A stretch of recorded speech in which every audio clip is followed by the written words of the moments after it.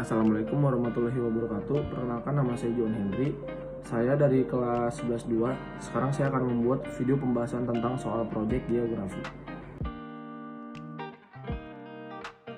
Oke, kita langsung masuk soal yang pertama. Coronavirus atau lazim disebut COVID-19 merupakan virus yang menyebabkan terjadinya infeksi saluran pernapasan atas. Gejalanya bisa berkisar ringan hingga sedang, seperti penyakit flu. Banyak orang terinfeksi virus ini, setidaknya satu kali dalam hidupnya. Pemerintah telah menetapkan wabah coronavirus atau COVID-19 sebagai bencana nasional. Sekarang Indonesia dalam posisi tanggap darurat bencana non-alam. Pandemi COVID-19, salah satu peran pemerintah untuk menekan penyebaran wabah corona adalah A. Mensosialisasikan kehidupan yang normal, B. Saling mengingatkan sesama warga untuk menjaga kebersihan lingkungan, C. Jika merasa sakit, melapor ke petugas kesehatan, D. Tetap berada di rumah dan menghindari kerumunan, E. Dilarang berdekatan dengan orang. Jawaban yang tepat adalah yang A. Karena dari warga masyarakat Indonesia sendiri mungkin belum pernah mendengar dan belum sadar dalam penerapan kehidupan yang normal jika tidak disosialisasikan. Maka A adalah opsi yang paling tepat yang dapat dilakukan oleh pemerintah. Oke, lanjut ke soal yang nomor 2. Potensi bencana alam bukanlah hal yang baru, mengingat wilayah Indonesia yang terletak di daerah rawan bencana. Namun, Indonesia juga memiliki wilayah yang tidak berisiko wilayah stabil, yaitu wilayah yang tidak pernah mengalami gempa atau tidak ada catatan sejarah gempa. Berikut ini yang termasuk wilayah stabil di Indonesia adalah A. Nusa Tenggara, B. Jawa, C. Papua, D. Kalimantan, dan E. Sumatera. Jawaban yang tepat adalah D. Kalimantan. Karena Pulau Kalimantan terletak di daerah yang jauh dari zona tumbukan lempeng atau megatrust. Hal ini membuat Pulau Kalimantan tidak rawan terjadi gempa bumi yang disebabkan oleh lempengan yang saling bertumbukan.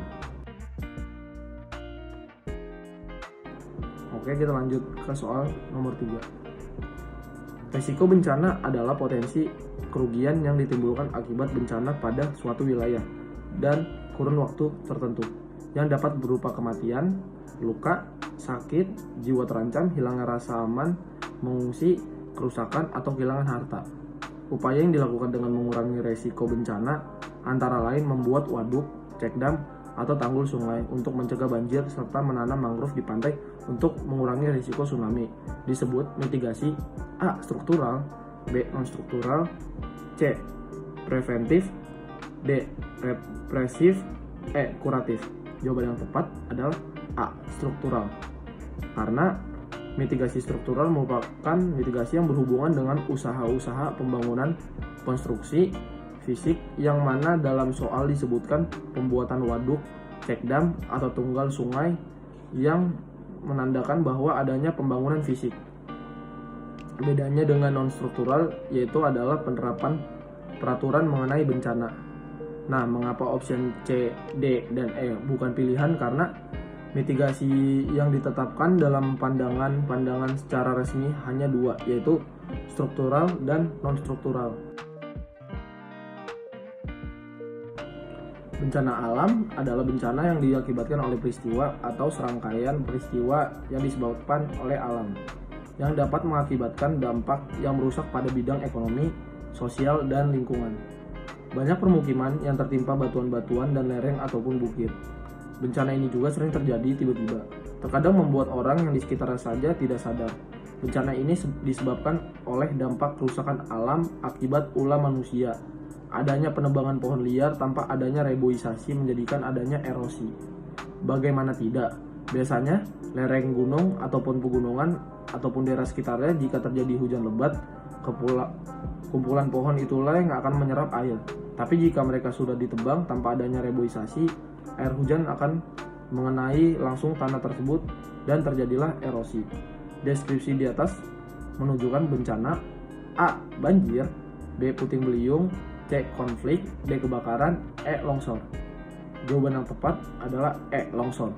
Karena berdasarkan teks sudah diberitahu bahwa bencana biasa terjadi di lereng gunung atau ada kemiringan yang mana diperlukan adanya reboisasi untuk penyerapan air.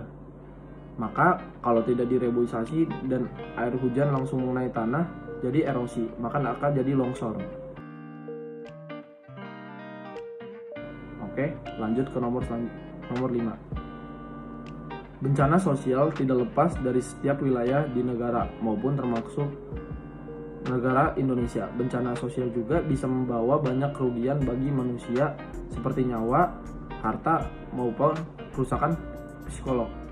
Bencana ini juga dilakukan untuk menaklukkan pihak dengan cara pengacauan, penghancuran, penghambatan, dan pemberontakan.